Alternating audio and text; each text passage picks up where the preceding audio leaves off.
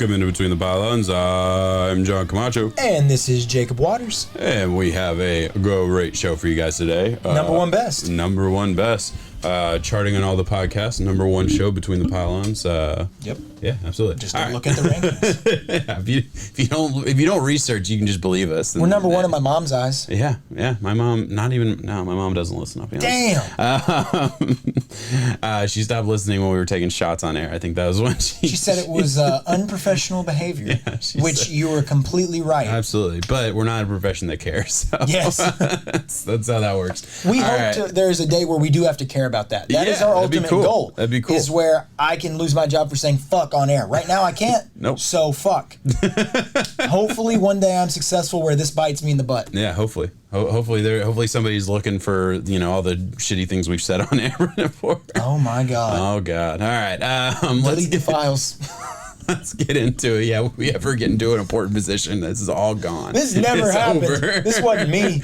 All right, let's get into it, guys. We're doing AFC West. Mm-hmm. I mean, the best division in football. Yeah, got to be the best division in football. And it's like I don't know where to start here. I think this is one division where I do want to talk about the over-unders in every single game. We kind of go in and out with that depending on how interesting it is to us. But over-unders is, I think, very the most interesting thing in this division specifically. Let's start with Denver Broncos just because I have it up on the screen and that's what I want to do. We're gonna start Denver Broncos. Russell Wilson coming in. Just give me an overview. What do you think of Denver Broncos? The way you said that was so nonchalant. Russell Wilson coming. He's the all right. Biggest trade acquisition that we have seen in years. The quarterback turnover. You don't see quarterbacks get traded like that in their prime. Not even the biggest in the offseason, first of all. Unfortunately not. You can go look at our AFC North video and see that one and talk about Deshaun Watson and other reasons why we'll lose our future jobs. It's okay. But Russell Wilson, Broncos country. Let's ride. Or whatever. He's weird, man. That's right. He makes me uncomfy, and it's just not good. But when it comes to on the football field, he's phenomenal. And he is supposedly going to take this offense to the next level. Why are you looking at me? Broncos country. Let's ride. It's weird. And it became this whole thing where everyone's doing it now. Nuts. He's a goober. He is a goober. Straight I think that's why I like him so much. No, really? Oh, yeah. He's a goober, bro. I'm a goofy goober, bro. I don't know what to say. No, but he's not even SpongeBob-like. He's just the guy who you'd be sitting in the office and he's like, wonderful weather, right? He's just not what you want to talk. Guys. No, dude, I like those guys if they're trying to be funny, not if they're trying to be genuine. He was in that press conference the other day and he said, man, you give me a job, I'm going to do it 3 times over. Or however he said it. And it's just like... He apparently plays smooth the jazz in the locker room. Oh my God, man! That's just he's just fucking snapping along to smooth jazz. He's chilling. How did he get bro? Sierra? He's vibing, bro. Because he's himself. Because you're right. He is himself, and bro. He doesn't care. And I just, wow. Yeah. I don't know. I feel like he's a guy. He would be confidence, tough. bro. He would be tough to lose to on Sunday because he'd be like, "Hey, man, sorry about that, but you did really good." I'd be like, "Oh, I want to suck your shit right now." I just can't wait for the first they do the NFL FX or whatever the sound bites, and there's no way there's not going to be a DN that sacks him and goes, "Let's ride." Oh yeah, can't wait for that. It reminds me of Kirk Cousins with the way that they're like, right. "Good golly, let's win some football games." Like, get out of here. All right. Well, let's do this first. Guess the line. Russell Wilson passing yards. Let's start there. Passing yards, his line. I mean, he's a damn stud, man. I think it's going to be 4,400. Let me find it. You got to have that. I was ready to go on that. Now I'm going to think about it a little bit more. Yeah, we'll keep thinking about it. Because why does it not have it here? Burrow is 45. Yeah, I stand by it. All right, what about passing touchdowns? Because apparently I can't find passing yards on touchdowns, 28 and a half. All right, 20. It was 31. I'm close. Yeah, you're dead on. I am so sorry, bro. I can't. I guess I gotta use a different app. Let's do guess the. Okay, we'll move on from that. Over under 9.5. I think that's. I wonder why we don't do guess the line. Well, I like guess the line. I just don't prepare. You don't like it enough. Shit. I don't prepare ahead of time because I can't have it on the screen here because you're gonna see it. It's a good segment. All right, we're keeping it. I don't care how awkward it is. Yeah, fuck you guys. You're wrong if you don't like it. 9.5 wins. What do you think? Over. Over. Maybe. It's just so okay. Maybe because let's do this a little bit different. So 9.5 there. Let's go to all the teams in this division and just look at where the line is. That's the problem. Because when we look at every single team under their own scope, absolutely, it's over. I think the Raiders at 8.5. I think that they're a good team that made a lot of good offseason moves. Over. Chiefs, bad moves, but they're still a good program. Over. Where was their bad moves? What moves do you like? Tyreek. Oh yeah. I feel like I understand why they moved on. I'm just saying you want to pay him $30 million. Yeah, but some of the pieces that they replaced him with is just like, I mean, we'll see if it's Tyreek or Andy Reid. All right, well, so we have the Broncos at 9.5, Chiefs at 10.5, Raiders at 8.5, and then the Chargers at 10. The safest one out of all that is the Chargers at 10. God, that's nuts. I can see every single one of them should be over. Every single one of them is better than their line. Yeah, but the problem is they play each other. They're going to beat each other up. We're going to have so many good marquee games to watch in this division, and the best part is they're over on the West Coast, so we get good late night football, good 3:00 games. You know, I love that. I'm tired of waking up and having to watch the damn injured 49ers play at times. They're good, but it's not the same. I don't know. I think every team in their own little bubble hits it when you start looking at how they're going to kill each other. Cannibalism. It's a real thing. All right. What if I do this? What if I say Raiders are second in their division? How does it play out? Oh my God! I think this is an interesting game to play. I'm telling you, one team is going to end up second in the division. Where are the rest of them? So I would say if the Raiders somehow get second, I think the Kansas City Chiefs do their normal and they take the division crown. Mm-hmm. The Chargers are neck and neck, but still somehow keep fumbling. Late situations, that late game scenario just doesn't go in their favor. Good team, and the Broncos experiment needs another year to really get going. Okay. Young defense too. It is a young defense that still needs time to gel, and there's a lot of hope in Russell Wilson being able to just immediately come over and transition. That's hard to do, and I'll say that the pressure to do that is at an all-time high when you have guys like Brady who have immediate results, and the guy who just did it in Matt Stafford, immediate results. The pressure is at an all-time high to just move your prime and go win. Because he's supposed to be in that realm. He's supposed to be a better move than the Matt Stafford move. Yes, there should be more behind that. Yes. I want to play that game just one more time because I think it'd be interesting. A very different answer probably. Chiefs last in the division. Then wow, Chiefs last in the division. If the Chiefs end up last in the division, again, just so everybody's clear, I'm not projecting this. I'm saying if I told you this happened, what happened with the other three teams? I would say that would be. Let's say Broncos win. I think Broncos win that division. Chargers second, Raiders third. You're just like, oh, fuck it. I don't know what happened. No, I do think it all hinges on whether a Russell Wilson experiment works, and I do think that it is going to work. That's the range of outcomes, is what you're saying. I'll say this. I think 12 wins takes a division. Okay. There's no one in this field and I think the worst team is going to be 7. I mean, no, I don't disagree with that. I think that's strong. 1 through 4 within a 5-game window. I mean, and listen, like I said, I mean, we're talking about it. I mean, I think every single team in this division, I think there's a range of outcomes from first to worst. And you might argue that on the Chiefs realistically, but I wouldn't. I do think you can look at the Chiefs and say, okay, maybe this is the down year. Maybe this is the year where everybody comes back down to earth. I'm not saying it's going to happen. I'm saying that is in the range of outcomes, in my opinion. Of course. And Denver Broncos are the epitome of a team that I can see ending up first, second, third, or fourth, depending on how good Russell Wilson how good this team is, how good Nathaniel Hackett is as a first-year head coach. Who I think he's damn good. Though. I've loved Nathaniel Hackett, and he's a legacy guy. His father's been in the league forever, but I've loved Nathaniel Hackett ever since he was with the Jaguars and making Blake Bortles look competitive. I mean, he was the orchestrator of the offense for the Jaguars when they were going on that run, and that doesn't sound a lot great because the Jaguars team sucked. But yeah, Blake Bortles was forget out. Though, yeah. Blake Bortles was out of the NFL 2 years later, so like he was doing everything he could to mask a bad player. Then he goes to he goes and is a part of Aaron Rodgers having back-to-back MVP seasons. I'm not saying he did it all. He didn't make Aaron Rodgers great. Aaron Rodgers was great when he got there, but he got the most out of Aaron Rodgers. We can say that. Now he goes to Denver with a good quarterback, multiple good weapons, great run, great game. I mean, offensively, there is no excuse, right? The offensive line is really, really good. They're above average in a lot of areas, and when you have the other weapons surrounding that, that's all you need. Yeah. And that in itself makes this whole team better. Javonte Williams, it's time, right? Yeah. I mean, you think so? He's my guy. Me and you were on it for fantasy. I know that. Now, there's still a lot of Melvin Gordon truthers out there who say that he's going to take some meaningful numbers away from him. He very well could. He's a veteran. I mean, look, I have Melvin Gordon getting about 30% of the rushing yards. The thing is that, like, what I think people are missing is, like,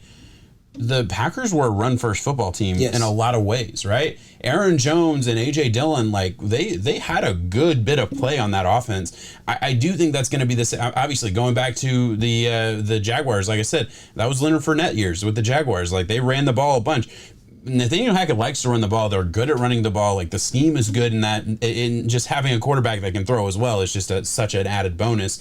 I think Javonte Williams, 1,200 yards is not crazy. I think Melvin Gordon, 700 yards is not crazy as, like, really solid, players that are going to be, obviously Javonte Williams is taking the lead there, but I don't think that's necessarily a bad thing either. I wish that I could have gotten this Russell Wilson news about a year or two ago when I was so high on Cortland Sutton and just what he was going to be as a wide receiver one, because right now is the time where I should be just screaming to everyone, go draft this guy. And it's another one. We did another video talking about T. Higgins. I forgot to mention a Cortland Sutton who falls in that same realm. It's tough for me right now. I don't know why. I love his ability. I've seen highlight after highlight of him just mossing people in practice. 91 for 1,000. Is it him? Okay. What about Jerry? I think he's the wide receiver 2 on this team. 80 for 900. We'll say somewhere in that ballpark. Who's the better wide receiver, though? Cortland Sutton. Okay. Cortland Sutton's better. And I know everyone's going to hate that. The Alabama wide receiver first round pick isn't as good as Cortland Sutton. I do believe that. I think Cortland Sutton is just overall the more impressive specimen, the better athlete overall, the better wide receiver. Tight end wise, I love Alberto. I mean, he's the reason that Noah Fant was expendable. In a lot of ways. So yeah, absolutely great player. I think going to be a good piece of that offense. I do think he'll have like a lot of touchdown use. I think he'll be used in the same way. I think he's going to be a major factor in the red zone. Absolutely. And when you're looking at it from a fantasy outlook, that's kind of all you can hope for. Give me a tight end that gets 3 catches and a touchdown. I'm happy. I don't care about the yards. If you don't have Mark Andrews, Travis Kelce, Darren Waller, George Kittle, Kyle Pitts realm, all you're hoping is that your guy just happens to get that red zone target that week. That's just how it goes. Absolutely. And I do think that the Broncos and Alberto will have that opportunity. Yeah, 150% agree on that. Anywhere else you want to go? Obviously, Tim Patrick out for the year with an ACL, so that was unfortunate. You asked me a lot of hypotheticals about this division. Yeah, give it to me. I just want you to put where you think it's going to go. If you just had to story write me on the Broncos year. Doesn't mean it ends in a Lombardi, but, where you see. Yeah, I hate to, because as high as I can be on this team, I don't think they get past the Chiefs or the Chargers. I really don't. I think. You're talking division-wise. Division-wise, yeah. I thought you were talking playoffs. Okay, yeah. I do think they're the third team in this division and make the playoffs. I do think 3 teams out of this division make the playoffs. Yeah. I think it's that good. I really think it's going to be obviously 2 teams making a wild card spot. That leaves 1 other wild card spot. Realistically, probably either the Ravens or Cincinnati in that whichever team loses. The AFC North will command the other one. There's a chance that it's your Dolphins. Dolphins are going to be in the running. I do believe that. And Dolphins, realistically, you get to play the Jets and Patriots. It's Colts, Titans, but I do think that both of those teams hover around 9 wins, and the only way that they get in is by winning the division. It sucks, man, because that's how hard it is. And that's how tough this division is, because absolutely the Broncos could miss out to the Colts. Absolutely they could miss out. They could miss out to Cleveland. They could miss out. The Steelers, as much as like we can be down on their roster, they win 9 games every year. So it's tough to this conference is very, very difficult to project. I am saying 3 or third in the division and just an absolutely dynamite scary team the next year if they can keep all these pieces together. But like from a fantasy perspective, I want a lot of pieces here. I get that. I do. So back to anywhere else you want to go from a fantasy perspective on these guys? Fantasy, I really want Cortland Sutton or Jerry Jeudy. I have no fear in what's going to come around one of the guys, and if I miss out on that, I'm okay getting Alberto as my tight end. I want a piece of it, though. I really do want a piece of the action. In our keeper league, which we reference just because that's like our main league, our main house league, I have Javonte Williams as a keeper in the 3rd round. Very, very excited about that. And I have 2 picks in the 2nd. I'm going to be looking hard at one of these wide receivers receivers in the second. Because I mean, I do like those guys. Tim Patrick hurt, that really sucks. KJ Hamler, maybe a late round flyer type of guy, somebody who, second round pick 2 years ago, I think. Same year they drafted Jerry Jeudy, I believe, and definitely has a lot of skill. So I mean, there's definitely something there as well to at least think about as a late round guy. I have him going 50 for 600 yards. So. Broncos country. Let's ride. All right. Moving on. Where do we want to go next? You decide. Let us talk about the Las Vegas Raiders. I have my Randy Moss on. I love him. It was a dud year for him there. But the next year he ended up balling out at the Pats. So legacy's still alive. Just missed out on this team.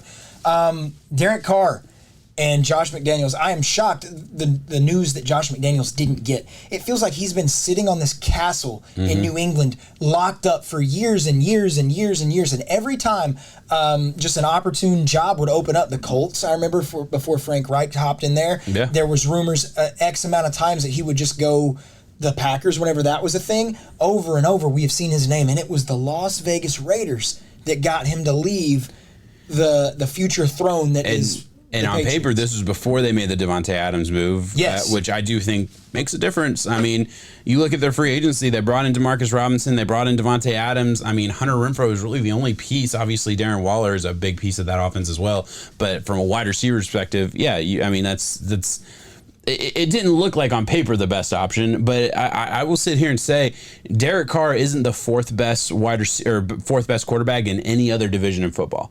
He is in this division. He's not better than Mahomes, Herbert, or Russ. But I mean, God, that sucks though, because he's borderline top 10. Yeah, he's still borderline top 10. That's how good this division is. That's just how this division shakes up. And I will say, statistically, he is as clutch as Stafford, who statistically has been the most clutch quarterback over the past couple of years, or at least was. He'd be the best quarterback in the South. He'd be the best quarterback in the East, and he would be mid-tier in the North. Yeah, I mean, it just so happens he's the put him on the Dolphins and we're Super Bowl contenders. I believe that. Gosh, 100% believe that. I think that it would.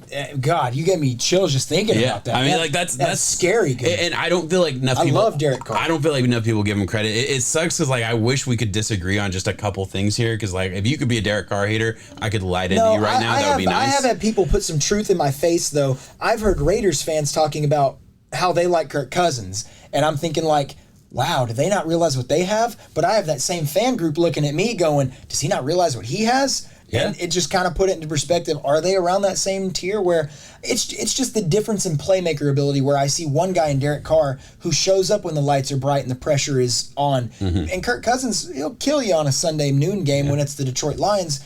I don't care about that, though. I want the guy who has the most game-winning drives out. Yeah. It's one of those things where it's you put Kirk Cousins, Derek Carr, Ryan Tannehill all in a room, and you say, who has the most physical ability? And, I mean, super quarterback nerds could probably break it down in a very detailed way. I don't know. They're all really close. Yeah. They're all really close in what they can do on the field. They can get close to a top 5. But Derek Carr, to me, seems like the most clutch. And, I'm very excited to see what he does with Devonte Adams. Talk about that for a minute. Am I too high on Devonte Adams? To me, he is first of all, let's go back a little bit here. Last year was the year we saw big wide receivers move and really not miss a beat statistically. I feel like that was the first time, at least for me, that I realized, okay, that's not scary just because they move teams, right? So coming into this season, I can look at Devonte Adams where in years past, I might say, oh yeah, he's awesome, but he moved teams. We don't know. That's an unknown factor. That is completely negated by the fact that, first of all, Derek Carr and Devonte Adams have had a history for years. I mean, 3 years ago, you could talk about that. We've known that for years, obviously playing back in college at Fresno State, all that. But, then coming into just a situation that seems so freaking perfect with a Josh McDaniels who's going to know how to use him the same way the Patriots used Randy Moss back in the day. I really, really believe, statistically, it's going to be awesome. Statistically, he's going to be heavily utilized. I'm fully sold on that, too. It just sucks whenever we get done talking about how hype we are on this offense, and a good defense, too. And Max Crosby, he is a true star on the field. He does just phenomenal things in the pass rushing game. A kind of a lower spot to talk about, the guy that I want to think that he could eventually. There's this Josh Jacobs rumor. Now, they're not trading him at all, but Zamir White, I've heard good things about how high motor he is, how physical he is when he runs the ball, in spite of an undersized frame. I really like him. He came out of Georgia, Zeus by that nickname, as most of you know him. I think I want to get some of him late. I think he's going to have some meaningful snaps. Yeah, I think you got two running backs coming out of Georgia that are going to be interesting as like number 2 guys that could take over. Josh Jacobs has gotten, you mentioned it, the buzz around the trade, and they're not going to do it because why would you trade a cheap running back on his last year? I mean, use him until he's done, right? Exactly. I mean, that I to feel me, like the market isn't demanding enough for him. And at the end of the day, with the Gruden era, they never really utilized him as a 3-down back, even though like a lot of his skill set was in the passing game, but they would take him off in big moments, which that doesn't make sense to me in any level. Taking one of your better players off the field in favor of the 3rd down back in passing situations, that doesn't make sense to me. But whatever, that's beside the point. Josh Jacobs is not a guy I'm interested in fantasy. I have him a little under 900 yards and 7 touchdowns, which is a fine, season, and you're going to have good moments there. But from an RB2, RB1 perspective, that's what you want is RB2 out of him. That's where you probably draft him. If you dare draft him at RB1, you definitely went with 0 running back strategy. Yeah, but it just, to me, I think you're drafting him in the 3rd round. You're drafting him in the 3rd, 4th, like, right? Realistically, that's kind of where he's going. He goes 3rd round. That's tough for me. I would rather have the wide receiver names that go in that. Absolutely. Absolutely. And that's why, you hope to get your running back early if you can get one of the studs. But Josh Jacobs is a guy who I just have penciled in as a guy that I will pass over every single time just because I'm not interested in the market share. I am scared of Zamir White, and like you said, like I'd much rather have Zamir White. And then you forget Kenyon Drake is still there. Yeah. Kenyon Drake's getting paid $5.5 million a year, I believe. Like he's making good money, so he's not going to be nothing. Is Darren Waller officially out of the tier 1 fantasy tight ends? No, the tier. Well, it depends on what you describe tier 1. Like if tier 1 is Kelsey and George Kittle, maybe Andrews. And Andrews. Yeah, I think if you're willing to throw Andrews in there, I can throw Darren Waller in there. Okay. That's fair. I think so, yeah. And granted, I have Andrews having a ridiculous season this year, but I'm just thinking with the so one of the things behind Darren Waller and the numbers that he was able to put up was the lack of wide receiver separation and confidence that Derek Carr had in them. Now that he has a guy like Devonte Adams joining this team, who he has rapport with just out the ass, I mean, Devonte would rather play with Derek than he would Aaron Rodgers. I think this hurts Hunter Renfrow more than it hurts Darren Waller personally. I think Renfrow is that classic like possession receiver. I think you're gonna have Darren Waller, eating up into that, and they're gonna they'll cannibalize each other a little bit. But Devonte Adams is gonna be. It should only help Darren though, in a certain sense. I think so. Yeah, loosen up the coverage maybe. I don't know. Who are you afraid of if you're doubling? You going to double Hunter Renfrow? No, that's why he was shaky routes were able to get open under space and stuff. You would double Darren Waller. Yeah. Now you can't do that so freely. Yeah, I absolutely agree. I do look at I look at Darren Waller, still a good player, which I do have him taking a step back this year, 66 for 882. But even that, as we were like starting to record, I was kind of thinking about it and like. I mean, this is the same coach that did have a Gronk for all those years. I mean, this offense utilizes the tight end very well. I find it hard to believe that Darren Waller wouldn't be a part of that in a big way. Granted, off the top of my head, I don't know how good of a blocker he was compared to like a Gronk, but I mean, comparing him to an all-time great tight end. So I don't know. Yeah, that's tough though. I think that's an ultimate question that like. There's a chance that like the fantasy community is right and everyone being a little bit lower on him go. I don't know what his ADP is, but I know it's dropped. 2nd round. It's still second round. Mid-second. He's not that tough to gamble on a Darren Waller in the second. Like he was. Yeah, tough to gamble on a Darren Waller in that 2nd, 3rd round range. That would be tough for me. Raiders overall though, if we're gonna go back to our real X's and O's record instead of fantasy. I think that they're going to play some upset ball for a lot of teams down the road. They might beat the Chiefs one game, and that's going to shake up this division standings heavily. They're going to take the Chargers pretty late. Who knows what they could do against Denver? I do not think ultimately that they can win the division yet. All you hope is that the coach hits with the players. They can build on this success and take 8-9 wins, hopefully, into next year. Last question. Guess the line, Devonte Adams. Just real quick there. 13. 12. Yeah. 1,200 on the dot. That's interesting. I mean, I think that's It's good. That's not. You're not going to be upset about that. All right, let's move on to the last two in the division here. You had some stuff to say about the Chiefs. Let's talk Chiefs here for a second. I don't think. Look, they're going to miss a beat with Tyreek. They're going to miss a big part of that offense. I'm not sitting here saying that like Juju Smith-Schuster and MVS aren't going to like have good numbers. Like I think they'll have good numbers on this team. And say it like this: would you trade Tyreek and get to save money to have Juju, MVS, and Skye Moore? I think that's a yes. If I'm the Chiefs, I'm not paying Tyreek $30 million a year. I'm not. And if Tyreek wants $30 million a year, go to a team that needs that, doesn't have a quarter. Like, I'm sorry. Like, I look at Patrick. You're paying Patrick Mahomes. You're paying Patrick Mahomes to elevate the rest of your squad. And at the end of the day, like, yeah, if Tyreek wanted $30 million a year, go get a first, second, and a handful of other picks for him and move on. Is this the greatest wide receiver unit Mahomes has thrown to? Absolutely not. Probably the worst in his career. But I think Juju has a good year. That's why you pay Mahomes to elevate these guys. And there was a time when you drafted Mecole Hardman to replace Tyreek when we didn't know what was happening off the field with him. I mean, that happened. You know, all the news about Tyreek came out during draft night. Chiefs trade up in the second round to go get Mecole Hardman out of Georgia, who was literally a one-trick pony fast guy. That's all he was. So can he step up? I don't know. Maybe. We've been waiting for a hot minute. The big news out of camp is that Skye Moore has just been straight up balling out. Mm-hmm. I think his name alone in fantasy should speak in the same realm as all the other wide receivers that you're going to see go. Of course, I would take Garrett Wilson and Chris Olave and Drake London. They should go just a tick before him. But don't forget about Skye Moore. He's going to do a lot of good things here, and I think Juju at discounted price can put up good numbers here. So Skye Moore, just rookie wide receivers that you had drafted. Yeah. Again, we're in a keeper league where like rookie guys kind of get premiums value there. But say Skye Moore or Christian Watson, the wide receiver that went to the Packers. Skye Moore or Romeo Doubs, the other wide receiver that went to the Packers that's gotten great reviews. I would take Romeo. Yeah, I'm not gonna lie. It's just because of he is flying. He is flying up draft boards. But Aaron Rodgers has a willingness to avoid the rookie. I think he really likes his guys. I mean, there's a reason he fought for, who was that old head to come back? Cobb, right? Randall Cobb. I mean, he fought tooth and nail to get Randall Cobb, who was 30X amount years old, to come back into the system, and he got numbers in areas where Alan Lazard was hoping to get it. MVS, So I do think Skye Moore, on the other hand. Let's stay with it. Skye Moore or Burks that went to the Titans.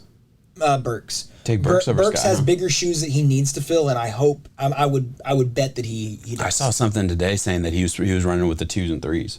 Wow. Yeah, so that's scary Robert Woods. fan. Robert Woods should be the guy there. So yeah, absolutely. That's what they're wanting. I'm thinking of other rookie. You said you'd take Chris Olave. I know you're high on Chris Olave. Yeah, I like Olave a lot. Garrett Wilson's not close. Are there any? Okay, the dude who went to the Commanders. What's his name? He's the 5th guy. Wow, I forget his name. That hurts me that I blanked like that. I should. Yeah. Jamar Dotson. Yes. Skye. And then Wan'Dale Robinson for the Giants too. Skye. Yeah. Okay. Yeah, and I agree. I agree with most of that. I think Christian Watson would be the only one where I'd be like, that's tough not to take. I'm kind of fading him. You're fading him? Yeah. Okay, that's good. We're in a lot of the same leagues, so that's great, actually. We disagree on something, guys. Fucking finally. CEH is a little bit of a dud. He's kind of gotten into that. He's still the RB1 on the team, but injury issues. They have Ronald Jones. They drafted was it Derek Gore that they drafted? Or no, Isaiah Pacheco.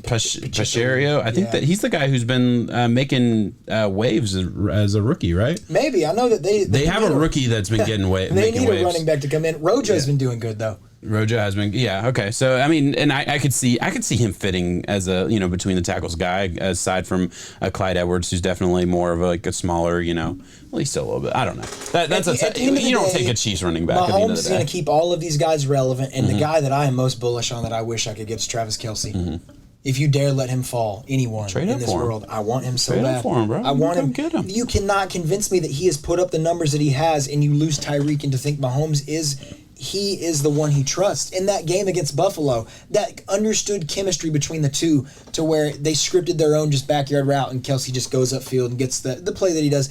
That type of stuff All you gotta do is just trade up for him, bro. That's all you gotta do. You want you gotta move up. You want everything. I don't want that much, dude. You want my name written in blood. You want my firstborn. You want firstborn's 8, so I'll take your secondborn.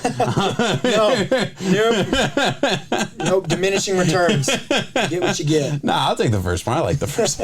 He's pretty He's cool. a good dog. All right, we'll move on to the last team in this division. We were hoping to get under 30 minutes. Yeah, Chargers are going to be a fun team to watch.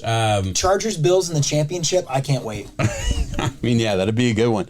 I think we got to talk about the guy who I think I'm the most interested on this team, and I think everyone obviously is going to agree with this. Isaiah Spiller, running back out of Texas A&M, drafted in the 4th round. Spiller's a dog. I mean, he's a dirty dog. I like him. I'm just tired of having to hear all these Eck fans too. Austin Eckler's been the guy for years now. Yeah, 28 smaller back who's what, 28? Yeah, so the decline is coming. You can't convince me it's not. Obviously, statistically, he's still been churning out yards, but that's because he's just our later Roundtree wasn't able to pick it up, even though I kind of liked him as a late round pick. And then Joshua Kelly, I think, was a complete bust, who I did not like as a mid round pick. I think Isaiah Spiller, another guy who I really like, getting good reviews in camp early. I do think he comes in and takes a good bit of the true rushing usage. I think Austin Eckler is always going to be, used in the passing game a whole lot. He's going to be a fantasy relevant guy. I still have him getting, I think 17.95 points per game. So I have him as a very solid RB1. I'm not taking anything away from him, but I just, that's the biggest fantasy relevant late round guy that I wanted to talk about. Obviously we know Herbert's going to be awesome. Obviously we know Keenan Allen, Mike Williams is going to be great.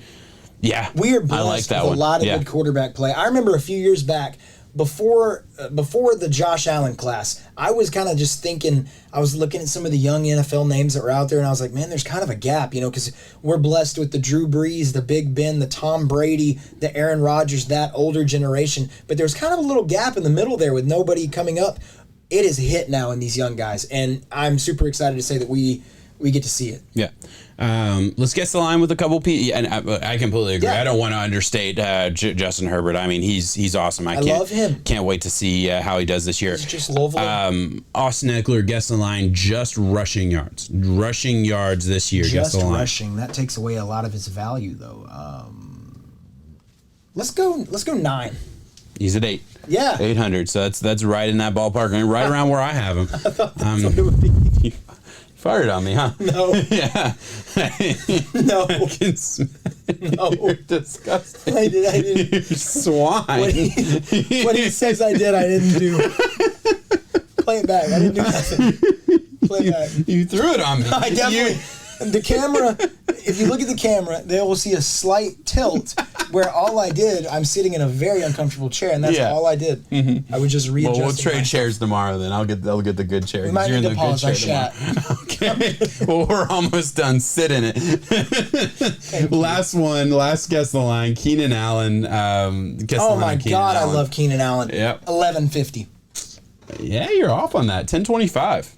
What the fuck? I'm off on 125 yards? Bro, that's when you're within 50 every single time. Yeah, that's off. You're busting my balls. Yeah, I'm a little bit busting your balls. I have him close to 1150. I love Keenan, though. Guy of Herbert in fantasy, and I wish that there was a realm where I could walk away with Keenan just because the double dip is... Bro, just trade up. The double dip's detrimental. Double dip is detrimental. Yeah, you'll get Mike Williams, though. You'll be fine. Why do you hate? Well, you just hate number 2 wide receivers. Dude, is that the thing? I do, man. I mean, you're talking shit on T. Higgins, Mike Williams now. I mean, he's going to be a guy who gets 60, 70 receptions for just under 1,000 yards. That's a solid fantasy option in the mid rounds. I want the whole thing. Okay, well, can't have it all. All right, anywhere else? It sucks that we're giving so little time to this defense. This defense is great. This whole team is great. J.C. Jackson, Khalil Mack, bringing on the 2 best defensive free agent talents that we saw, maybe outside of a Von Miller. I value Khalil Mack more than Von. I want them to trade up for Roquan Smith too. If they do that, but they don't even need him. I think. But why not? The Rams didn't need Bobby Wagner. Yeah. These 2 teams competing in LA are just loaded with star-studded talent. It's fun. And still can't fill the stadiums. Now, do you know how much, well, I guess we talked about it today, how much a private suite game costs to that stadium? Man, I guess if I had to guess, it's like from 10 to 15,000. Wow, you're wrong. You didn't even pay attention. 40,000. Was 40,000? It was $40,000. I misread the glad text. you misread. That's the Titans. It was 15,000. Was that what it was? Yeah. Shit. All right, that sucked. Yeah. 40,000 for a game. For a game. Holy. That's crazy. That's nuts. That's absolutely nuts. It's Nuck and Futz, man. Nuck and Futz. All right. Hey, Joshua Palmer. Hometown hero. Anything on him? No, there's been so many different UT guys, and my God, I'm gonna get crucified for this, that have come out year after year. Marquez Callaway, who I did like the talent a lot more than these other guys. Juwan Jennings, Josh Palmer, Velus Jones Jr. over at Chicago. I'm just kind of out on him, Shit on him. Shit on him. These guys who are not projected to get drafted in that range. Go. To be fair, Josh Palmer was the third round pick out of nowhere though. We did a lot of work on those receivers. I was surprised on that third round pick, but still, I mean, I'll give him credit as like, if you're a top 3 round guy, you deserve a little bit more, buzz, I guess. So yeah, look, we live in a world where we see these UT guys get a little bit more hype. Like people living in, Kentucky or anywhere else in the world probably never heard of a lot of these guys that you just mentioned. All right, we'll end it right there. I'll let you clean up. We're all set. Thank you so much for watching. We'll be back with the NFC later next week, I think. Thank you so much for watching. Peace. 7.